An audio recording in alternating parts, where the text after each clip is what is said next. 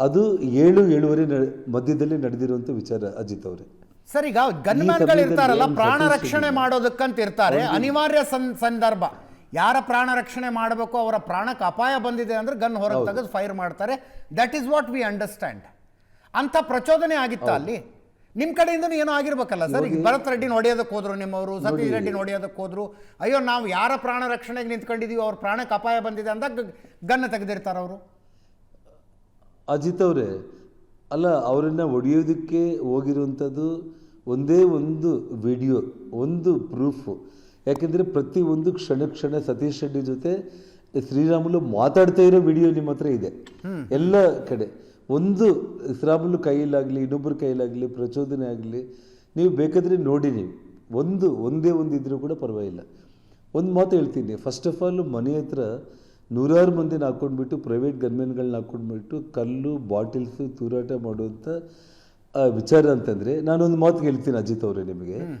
Banner ನೀವು ಅಧಿಕೃತವಾಗಿ official ಆಗಿ ನೀವು ಕಟ್ಟುವಂಥದ್ದೇ ಆಗಿದ್ದರೆ, ನೀವು ಮುನ್ಸಿಪಾಲ್ಟಿ ಅಧಿಕಾರಿಗಳು ಅವ್ರ ಹತ್ರ ಪರ್ಮಿಷನ್ ಲೆಟ್ರ್ ತೊಗೊಂಡ್ಬಿಟ್ಟು ಪೊಲೀಸನ್ನ ಕಳಿಸಿ ಬ್ಯಾನರ್ ಆಗ್ಬೋದಾಗಿತ್ತಲ್ಲ.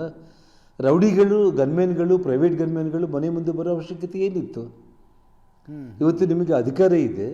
ಮುನ್ಸಿಪಲ್ ಅಧಿಕಾರಿಗಳನ್ನು ಇವತ್ತು ಈ ರಾಜ್ಯದ ಉಪಮುಖ್ಯಮಂತ್ರಿಗಳು ಮಾತಾಡ್ತಾ ಇದ್ರು ಬ್ಯಾನರ್ ಸಲುವಾಗಿ ಅಂತೇಳಿ. ನಾನು ಹೇಳ್ತಾ ಇರುವಂಥದ್ದು, ಒಂದು ಬ್ಯಾನರ್ನ ಕಟ್ಟಲಿಕ್ಕೆ ನಿಮಗೆ ಅಧಿಕೃತವಾಗಿ ಮುನ್ಸಿಪಾಲ್ಟಿ ಕಡೆಯಿಂದ ಪರ್ಮಿಷನ್ ಇತ್ತು ಅಂತಂದರೆ, ನೀವು ಆ ಬ್ಯಾನರ್ ಪರ್ಮಿಷನ್ ತಗೊಂಡು ವಿತ್ ಪೊಲೀಸ್ ಸೆಕ್ಯೂರಿಟಿ ಬಂದು ಬ್ಯಾನರ್ ನೀವು ಹಾಕಿದರೆ ಯಾರು ಬೇಡ ಅಂತ ಹೇಳ್ತಾ ಇದ್ರು ಹೇಳಿ ನನಗೆ. ಅದ್ರ ಬದಲಾಗಿ ನೀವು ರೌಡಿಗಳನ್ನು, ಗನ್ಮ್ಯಾನ್ಗಳನ್ನು, ಕಲ್ಲು ಬಾಟಿಲ್ಸ್ ತಗೊಂಡು ಮನೆ ಹತ್ರ ಬರೋ ಅವಶ್ಯಕತೆ ಇತ್ತ? ಜನಾರ್ದನ್ ರೆಡ್ಡಿ ಅವರೇ, ಈ ಸತೀಶ್ ರೆಡ್ಡಿ ಯಾರು? ನಾವು ಒಂದು 4-5 ದಿನದಿಂದ ಕೇಳ್ತಿದ್ದೀವಿ, ಇಲ್ಲಿವರೆಗೆ ಕೇಳಿರಲಿಲ್ಲ ಆ ಹೆಸರು. ಯಾರ ಸತೀಶ್ ರೆಡ್ಡಿ ಅಂದರೆ?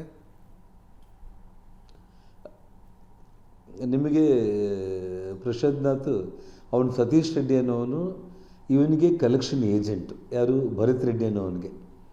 ಇವತ್ತು ಇಡೀ ಬಳ್ಳಾರಿನಲ್ಲಿ ಮಟ್ಕ, ಜೂಜಾಟ, ಗಾಂಜಾಗಳು ಮತ್ತು ಉಸುಗು, ಗ್ರಾವೆಲ್ಗಳು, ಕಾಂಟ್ರಾಕ್ಟ್ಗಳು, ಸಬ್ ರಿಜಿಸ್ಟರ್ ಆಫೀಸ್ಗಳು, RTO, ಆಸ್ಪತ್ರೆಗಳು, ಇದೆಲ್ಲವುದನ್ನು ನಿಯಂತ್ರಣ ಮಾಡಿ ಅವರೆಲ್ಲರ ಕಡೆಯಿಂದ ಕಲೆಕ್ಷನ್ ತಗೊಂಡು ಊರಲ್ಲಿ ಪಂಚಾಯಿತಿಗಳು ಮಾಡಿ ಲ್ಯಾಂಡು ಗ್ರ್ಯಾಬಿಂಗು ಇದೆಲ್ಲವುದಕ್ಕೂ ಕೂಡ ಇವನು Bharat Reddy, on behalf of Bharat Reddy, ಅವನು ನೇರವಾಗಿ ಪಿಕ್ಚರಲ್ಲಿದ್ದರೆ ಅವನು ಸಿಗಾಕೊಳ್ತಾನೆ ಅಂತ ಹೇಳ್ಬಿಟ್ಟು ಈ ಸತೀಶ್ ರೆಡ್ಡಿ ಅನ್ನೋನು ಒಬ್ಬ ಡ್ರಂಕರ್ ಮತ್ತು ಡ್ರಗ್ ಅಡಿಕ್ಟೆಡ್ನ ಮುಂದೆ ಇಟ್ಬಿಟ್ಟು ಅವನಿಗೆ ಒಂದು 8-10 ಮಂದಿ ಗನ್ಮ್ಯಾನ್ಗಳನ್ನು ಇಟ್ಟು ಸಿನಿಮಾ ಸ್ಟೈಲಲ್ಲಿ ಅವ್ರ ಮನೆಗೆ ಹೋದರೆ ಈ ದೊಡ್ಡ ದೊಡ್ಡ ಪ್ರೈಮ್ ಮಿನಿಸ್ಟರ್ಗಳಿಗೆ, CMಗಳಿಗೆ ಸೆಕ್ಯೂರಿಟಿ ಇರುತ್ತಲ್ಲ, ಹೊಸಗು ಮೂಟಿಗಳಾಕಿ ಅದ್ರ ಒಳಗಡೆ ಸೆಕ್ಯೂರಿಟಿ ಕೂತ್ಕೊಂಡು, ಮೇಲೆ ಸೆಕ್ಯೂರಿಟಿ ಕೂತ್ಕೊಂಡು, ಮನೆ ಸುತ್ತ CC ಕ್ಯಾಮ್ರಾಗಳಿಟ್ಟು ಪೊಲೀಸ್ ಅವ್ರನ್ನ ದುರುಪಯೋಗ ಮಾಡ್ಕೊತ ಇಡೀ ನಗರವನ್ನು ನಿಯಂತ್ರಣ ಮಾಡೋದಕ್ಕೆ ಉಪಯೋಗಿಸ್ಕೊಂಡಿರೋಂಥ ಒಬ್ಬ ಏಜೆಂಟ್ ಭರತ್ ರೆಡ್ಡಿಗೆ ಅವನು. ಜನಾರ್ದನ್ ರೆಡ್ಡಿ ಅವರು ಅಧಿಕಾರದ ಪೀಕ್ನಲ್ಲಿದ್ದಾಗ ಅವ್ರು ಕಾಡಿದ್ರು, ಈಗ ಇವ್ರು ಅಧಿಕಾರದಲ್ಲಿದ್ದಾರೆ, ಇವ್ರು ಕಾಡ್ತಿದ್ದಾರೆ. ಇಂಥದ್ದೊಂದು ಅಭಿಪ್ರಾಯ, ಸುಮ್ಮನೆ ಮಾತು ಕೇಳಿದೆ ನಾನು. ಅವಾಗ್ನಿಂದನೂ ಇತ್ತ ಇದು ಗಲಾಟೆ?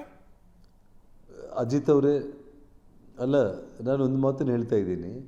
ಈ ಜನರ ಪ್ರೀತಿಯನ್ನು ಅಭಿವೃದ್ಧಿ ಮೂಲಕ ಗಳಿಸ್ಕೊಂಡು ಜನಪ್ರೀತಿಯಿಂದ ನಾವು ಗೆದ್ಕೊಂತ ಬಂದವರೇ ಆಗಲಿ, ಯಾವತ್ತೂ ಕೂಡ ನಿಮಗೆ ನಾನು ಇನ್ನೂ ಒಂದು 2 ಡೇಸಲ್ಲಿ ಅವರ ತಂದೆ ಕಾಲದಲ್ಲಿ ನಕ್ಸಲೈಟ್ಗಳನ್ನು ನಮ್ಮ ಪ್ರಶಾಂತ್ನಾಥ್ ಅವರಿಗೆ ತುಂಬ ಚೆನ್ನಾಗಿ ಗೊತ್ತಿ ವಿಷಯ.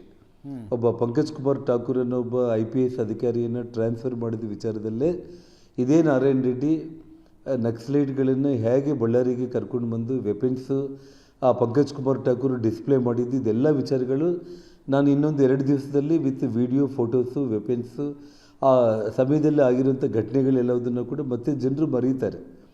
ಅಂದರೆ ಶ್ರೀರಾಮುಲನ್ನ, ನಮ್ಮನ್ನು, ಇಡೀ ಕುಟುಂಬವನ್ನು ಅಟ್ಯಾಕ್ ಮಾಡೋದಕ್ಕೆ ಅವ್ರ ತಂದೆ ಯಾವ ರೀತಿ ಕ್ರಿಮಿನಲ್ಸ್ನ ಬಳಸ್ಕೊಂಡಿದ್ನೋ, ಮಗ ಅದೇ ಹಾದಿಯಲ್ಲಿ ಹೋಗ್ತಾ ಇದ್ದಾನೆ.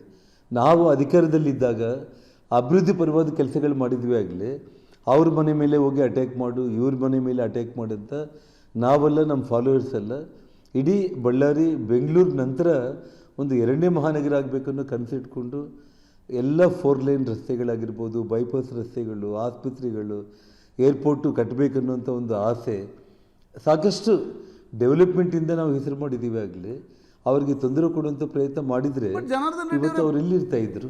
ವಿಧಾನಸಭೆಯಲ್ಲಿ ನಾವು ಹೋಗಲೇ ಇಲ್ಲ.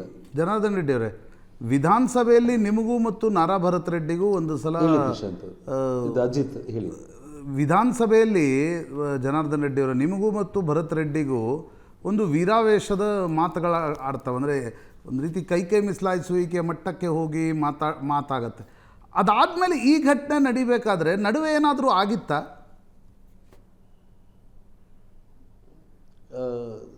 ನಿಮಗೆ ಅಜಿತ್ ಅವರೇ ಒಂದು ಮಾತನ್ನು ಹೇಳ್ತೀನಿ. ಕೈ ಮಿಲಾಯಿಸೋದಕ್ಕೆ ನಾನು ಫ್ರಂಟ್ ಲೈನಲ್ಲಿ ಕುಂತಿದ್ದೀನಿ ಅಸೆಂಬ್ಲಿ ಒಳಗಡೆ, ಅವನು ಕೊನೆ ಲೈನಲ್ಲಿ ಕುಂತಿದ್ದಾನೆ. ಒಂದು ಆ ಪರಿಸ್ಥಿತಿ ಅಲ್ಲೇನು ಬಂದಿದ್ದಿಲ್ಲ, ಕೈ ಮಿಲಾಯಿಸುವಂಥ ಒಂದು ಪರಿಸ್ಥಿತಿ ಇಲ್ಲ, ಅವನಿಗೆ ಆ ಯೋಗ್ಯತೆ ಕೂಡ ಇಲ್ಲ.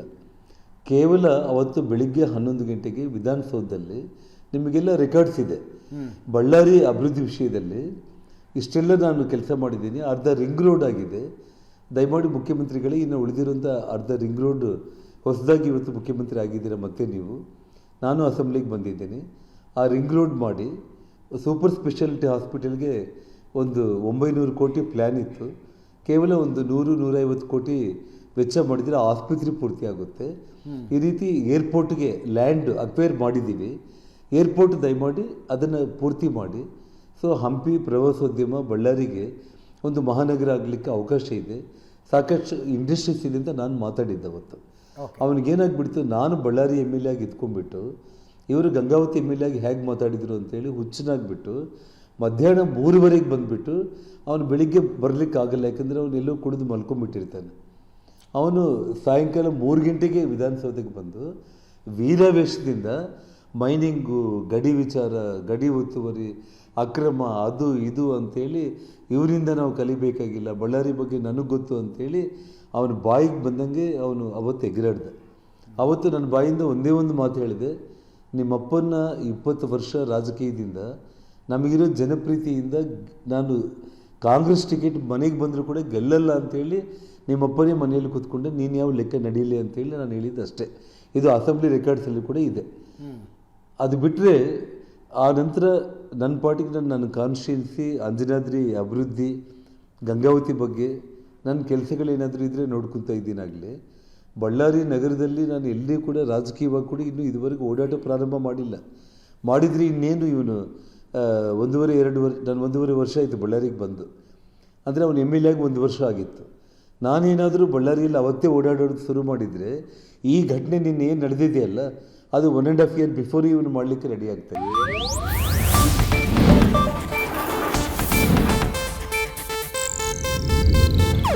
ಇದು ಏಷ್ಯಾನೆಟ್ ನ್ಯೂಸ್ ನೆಟ್ವರ್ಕ್ ಪ್ರಸ್ತುತಿ.